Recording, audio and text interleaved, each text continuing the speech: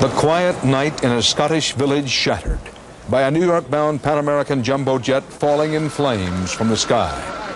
All 258 people on board killed. On the ground, witnesses said it rained fire. Rows of houses demolished. More than a dozen residents now known dead. The whole sky lit up completely with just a red flash. From that, there was a ball of fire went, 300 feet in the air and then mushroomed out. This is the CBS News Special Report.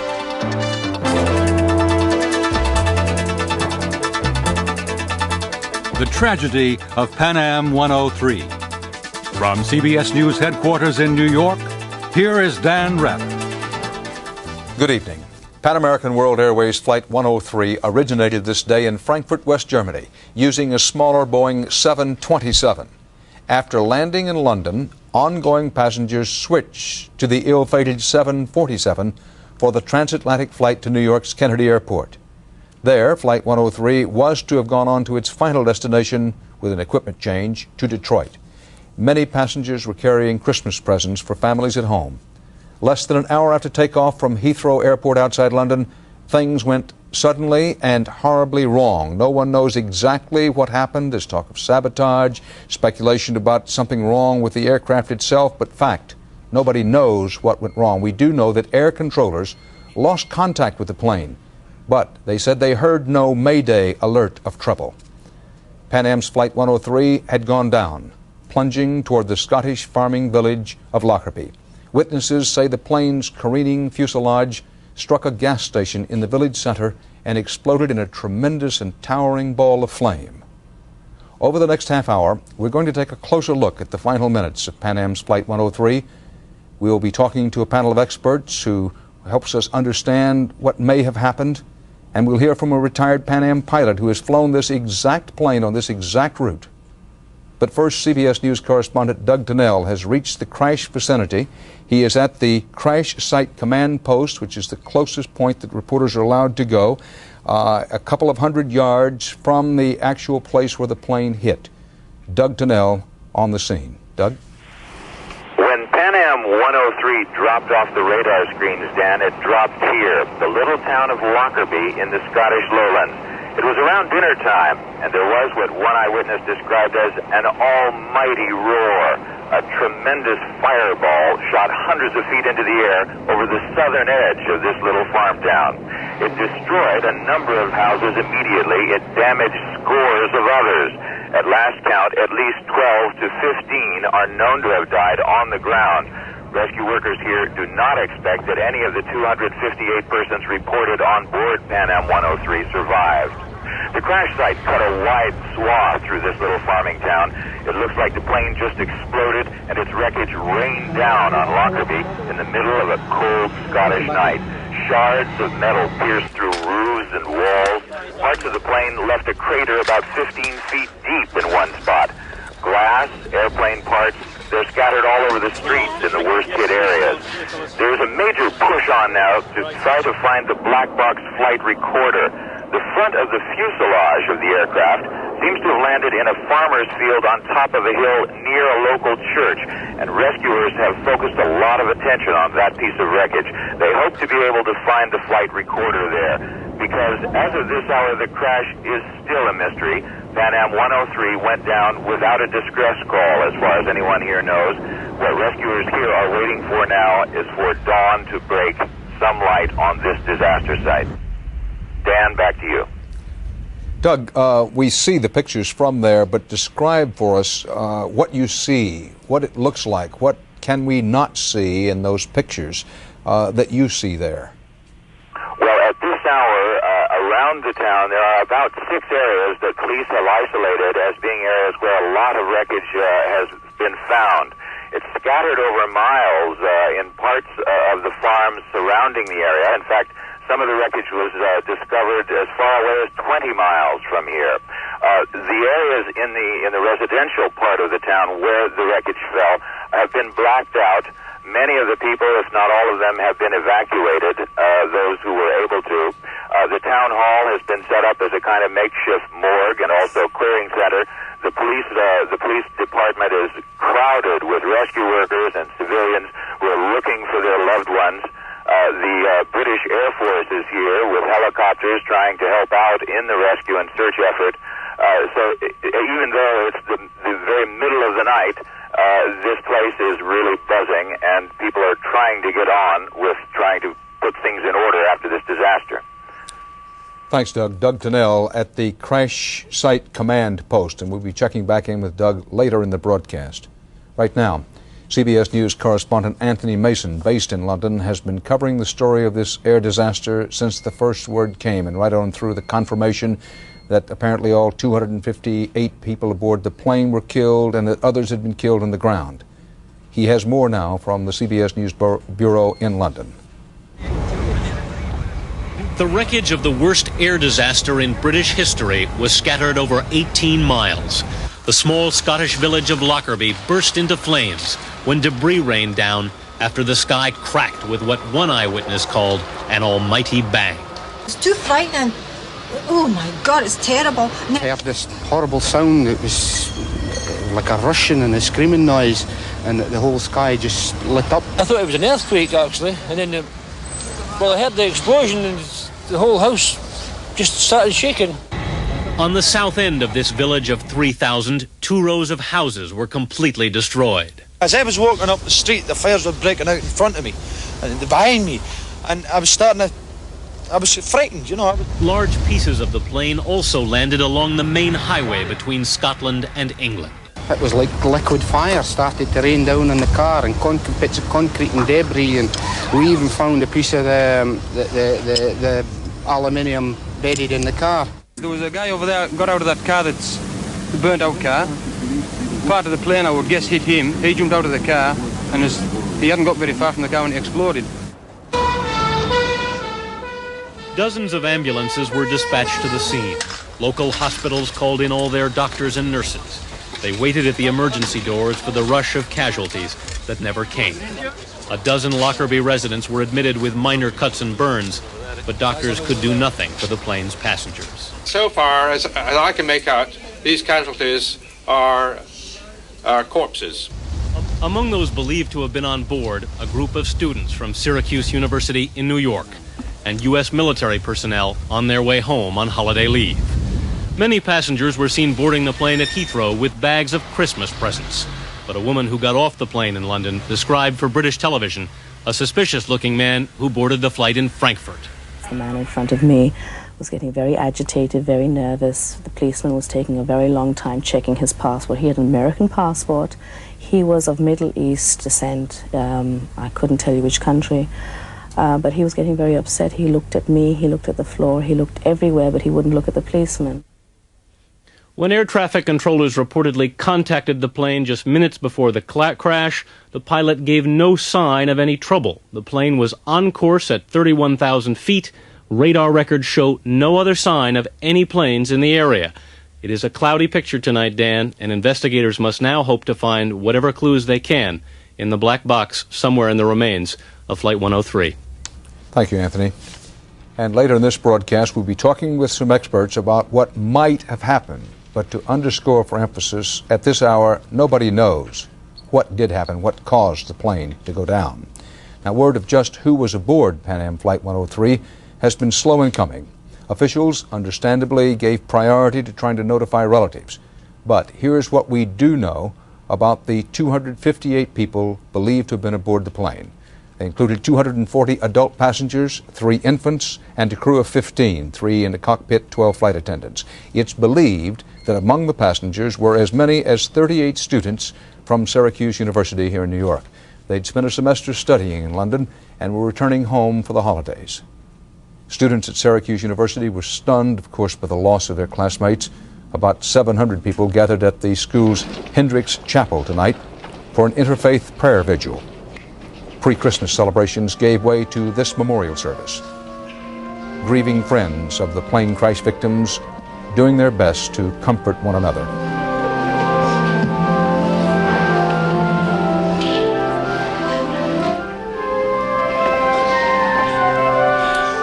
Also on board, Swedish diplomat Bernd Carlson, the United Nations Commissioner for Namibia. He was on his way to UN headquarters in New York. Carlson had been scheduled to witness the signing tomorrow of an accord granting Namibia independence from South Africa. Officials at Syracuse University have provided this list of some of the 38 students who were booked on Flight 103. We stress that there is no official confirmation that all of those listed here actually made the flight. But these are the names we have. These are names provided to us by Syracuse University of people who were booked on the flight. Again, the students had been studying in England and were heading home for the holidays. Most of the students were enrolled at Syracuse. A few others were actually registered at other colleges, but were students in the Syracuse Semester in London program.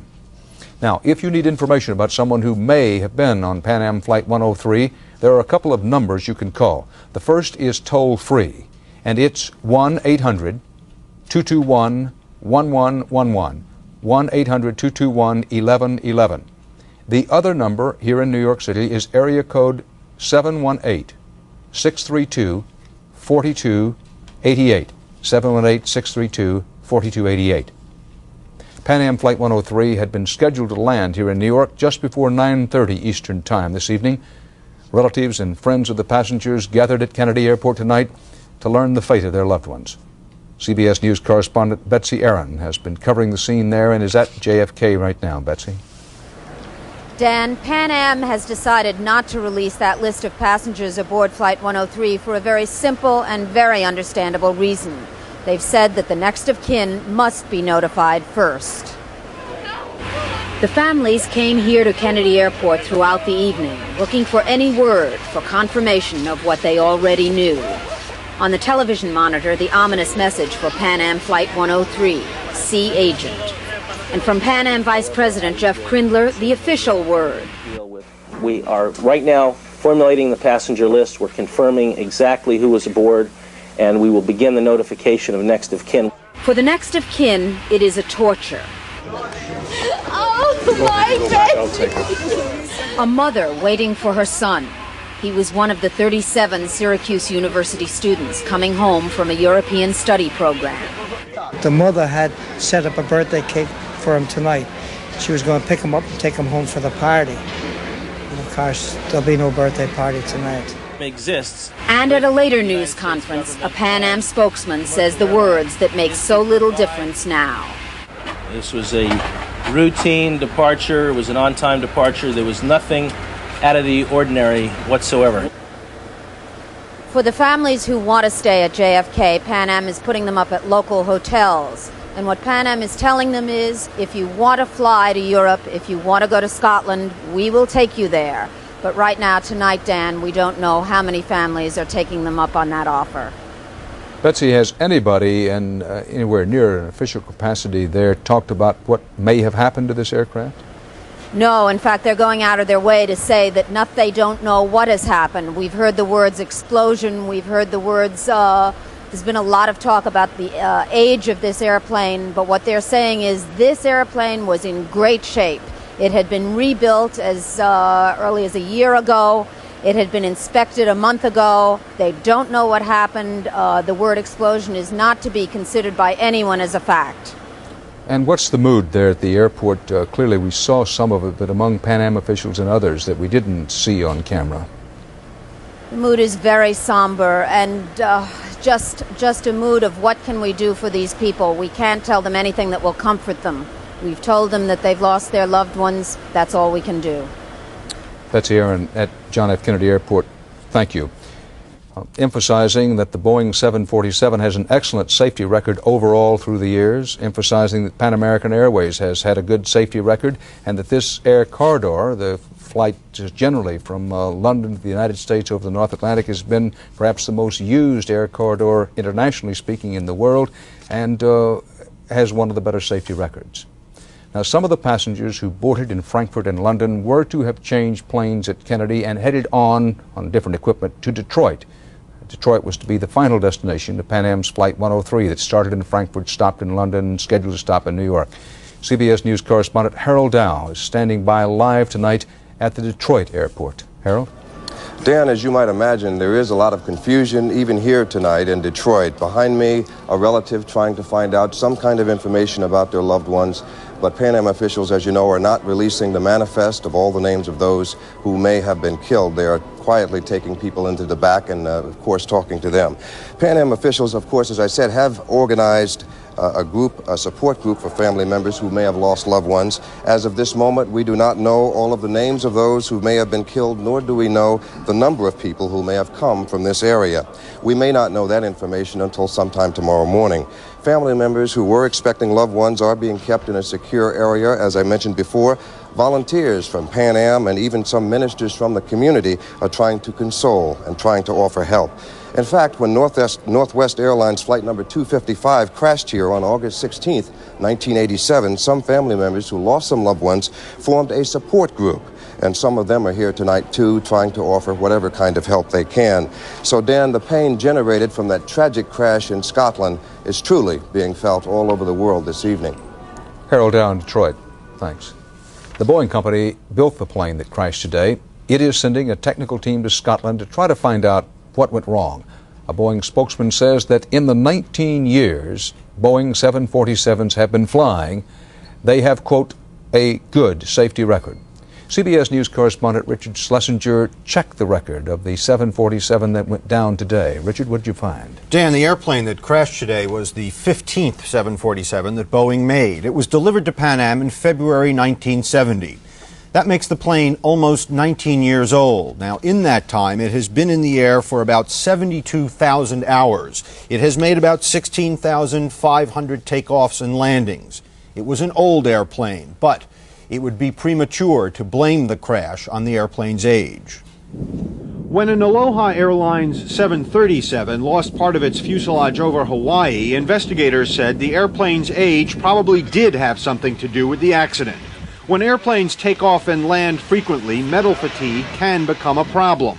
But just last year, Pan Am rebuilt the plane that crashed today. And this aircraft had gone through extensive, at that time, life extension program.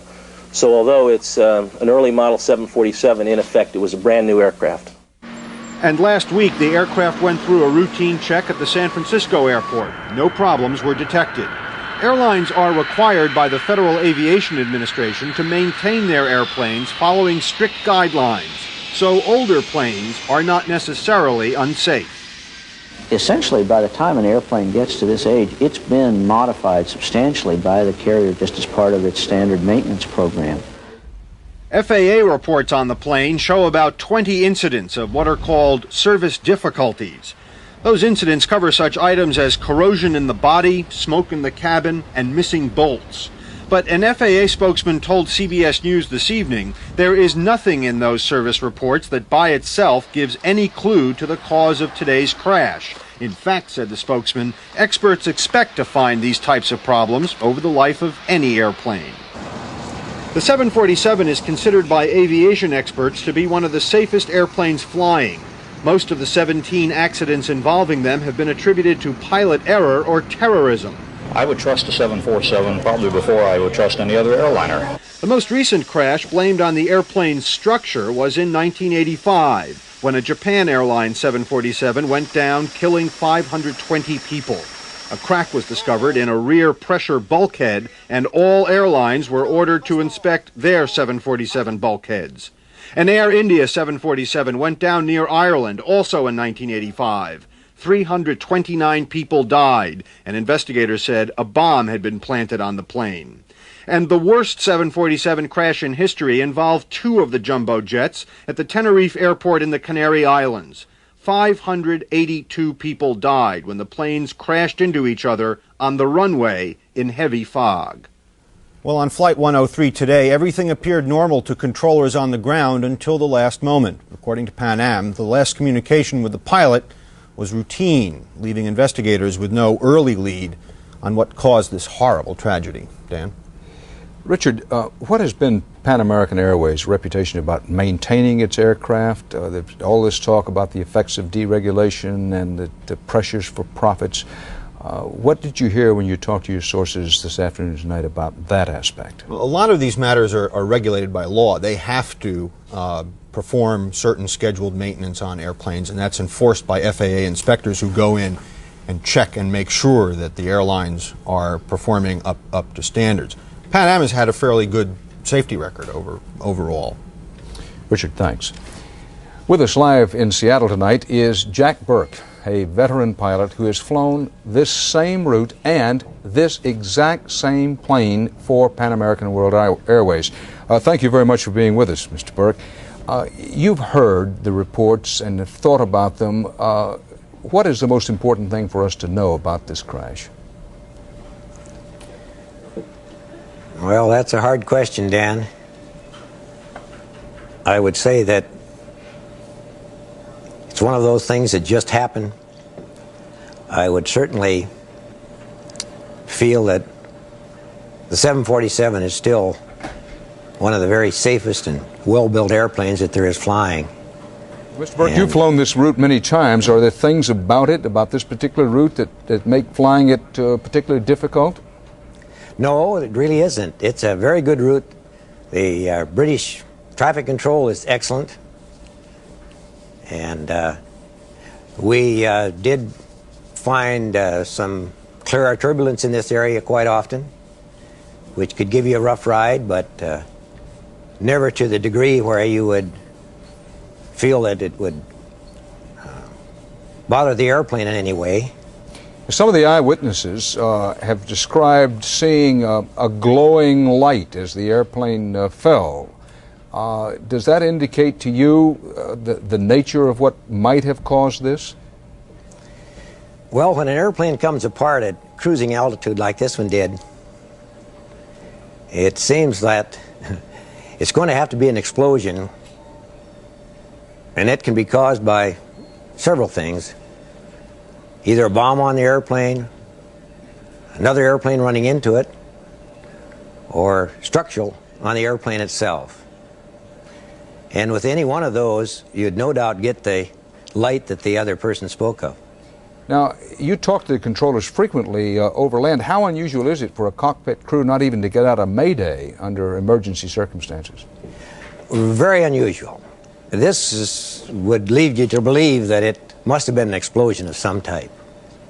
Although, if it was just a maintenance item on the airplane that you can be busy enough that you're not going to call the controller while you're doing your duties to get the emergency taken care of. But something like this, it would appear that it happened so fast that they just didn't have a chance to talk to anyone.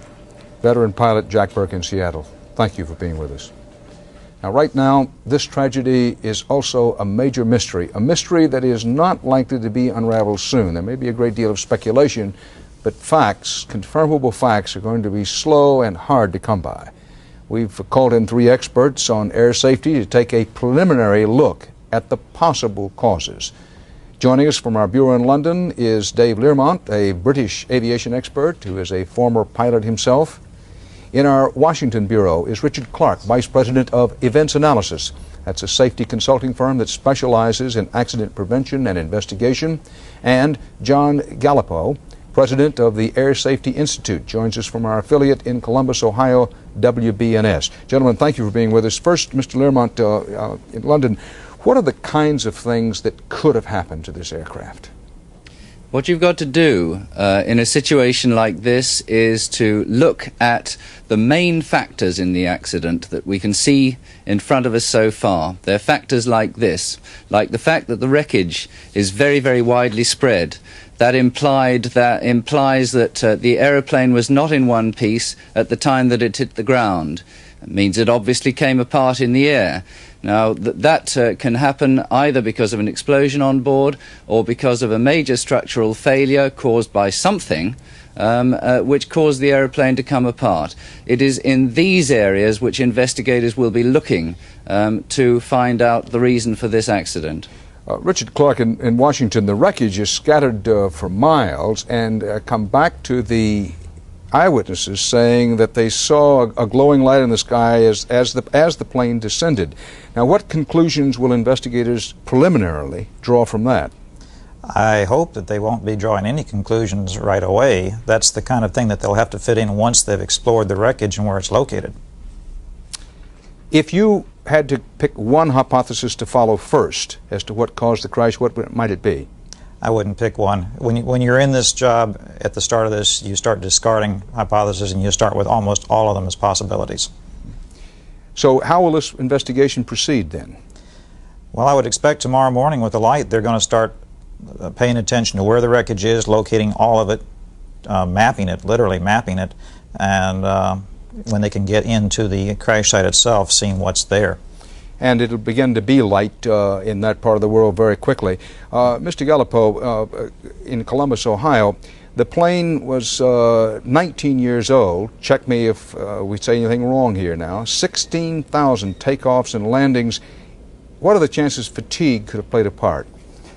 Well, again, we don't know to what extent fatigue played a role in this particular situation. As Mr. Clark and Mr. Learmont already indicated, it's way premature. Playing the speculation game is very dangerous. Obviously, it's going to be something that will be considered. It will be looked at very carefully. I think probably one of the high priorities, in addition to identifying all the wreckage, will be to get the voice recorder from the cockpit and the flight recorder so they can begin to reconstruct the flight path and probably have some notion of what the noises were in the cockpit during that catastrophic event. Mr. Learmont, in London, what's the reputation at Heathrow Airport for security measures? You perhaps have heard that eyewitness at Heathrow Airport say, in her opinion, there was a rather suspicious passenger allowed to board this plane. We draw no conclusions from that, but we come back to the question, how good is Heathrow's security? Heathrow has a very good security record. However, no airport can have a perfect security setup. Otherwise, it would be intolerable for passengers, and frankly, the best kind of security is to make sure that nobody ever gets onto an airplane. That's the kind of thing which makes perfect security. I mean, it may sound ridiculous, but that's the way it is. Heathrow, all you can say about Heathrow is that its record is good. Mr. Clark, there have been speculations on other broadcasts in other places during this day, speculation saying, look, they'll have to start looking for the possibility of a bomb. You are very experienced in these kinds of investigations. Address yourself to that kind of speculation, which has been rather rampant in the late afternoon going today. Well, certainly, and that's one of the possibilities for an airplane coming apart in flight, particularly a transport airplane with a lot of passengers on board. But I say it's only one of the possibilities that could take that plane to pieces. And Mr. Gallipo, is there something that we haven't covered here that you think should be touched upon as we think about what perhaps could have caused this crash?